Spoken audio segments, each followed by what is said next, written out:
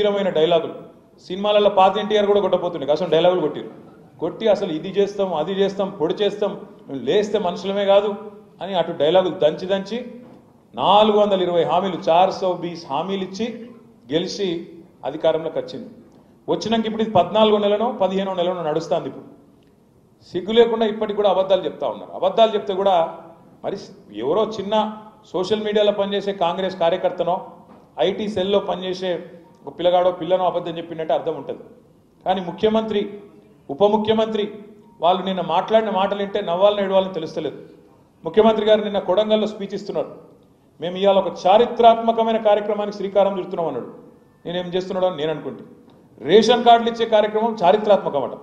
అంటే ఇదివరకు కూడా రేషన్ కార్డులు ఇయ్యలే, నువ్వు కొత్త చరిత్రకు నేనే శ్రీకారం చుట్టిన రేషన్ కార్డు అనే కాన్సెప్టే నేనే కనిపెట్టినా అన్నట్టు చారిత్రాత్మకమైన కార్యక్రమానికి శ్రీకారం చుడుతున్నా అని అబద్ధం. ఇంకా ఘోరం ఏంటంటే ఉప ముఖ్యమంత్రి బట్టి విక్రమార్క గారు నిన్న చెప్తారు, ఎక్కడో మాట్లాడిన ఆయన కూడా ఒక్క రేషన్ కార్డు ఇవ్వలే టీఆర్ఎస్ ప్రభుత్వం అని బట్టి విక్రమార్క చెప్తాడు. ఇగో ఎన్ని జూట మాటలు ఉంటాయంటే వీళ్ళే, ఇగో నేను చూపెడతాం మీకు. ఇది ఒక్కసారి మీరు చూడుతాం, ఇది పట్టుకోరా, నువ్వు పట్టుకోండి నేను పట్టుకుంటా, రెండు నువ్వే పట్టుకుంటే ఇట్లా. ఇగో ఇది బట్టి విక్రమార్క గారు స్వయంగా మదిరే నియోజకవర్గంలో 2000 ఆయన ట్వీట్ డేట్ చూడేది 2021 జూలై 26 రేషన్ కార్డులు ఇచ్చుకుంటే దిగిన ఫోటో.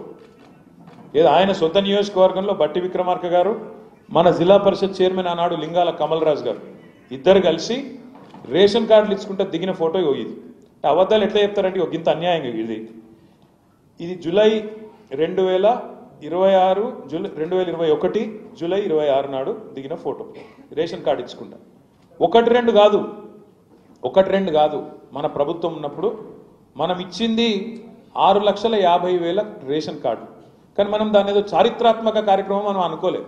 ఇది రొటీన్ కార్యక్రమం కదా, పేదవాళ్ళకు సంబంధించిన కార్యక్రమం కదా, మీ సేవల దరఖాస్తు పెట్టుకుంటే ఆటోమేటిక్ వచ్చేదే కదా, ఇందులో ఏం పెద్ద ముచ్చట్టున్నది అని చెప్పి మనం రేవంత్ రెడ్డి గారు లెక్క ప్రభుత్వ పైసలు దండగా పెట్టి పెద్ద సభలు పెట్టి నేను కొత్త చరిత్ర సృష్టిస్తున్నా అని చెప్పి మనం డైలాగులు కొట్టలే, సన్నాయి నొక్కలే, అబద్ధాలు ప్రచారం చేయలే.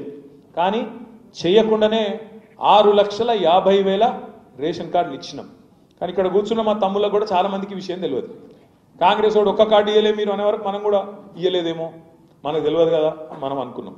అందుకే ఇవాళ వాస్తవం ఏంటి అంటే గోబెల్స్ వారసులు, కాంగ్రెస్ వాళ్ళు గోబెల్స్ వారసులు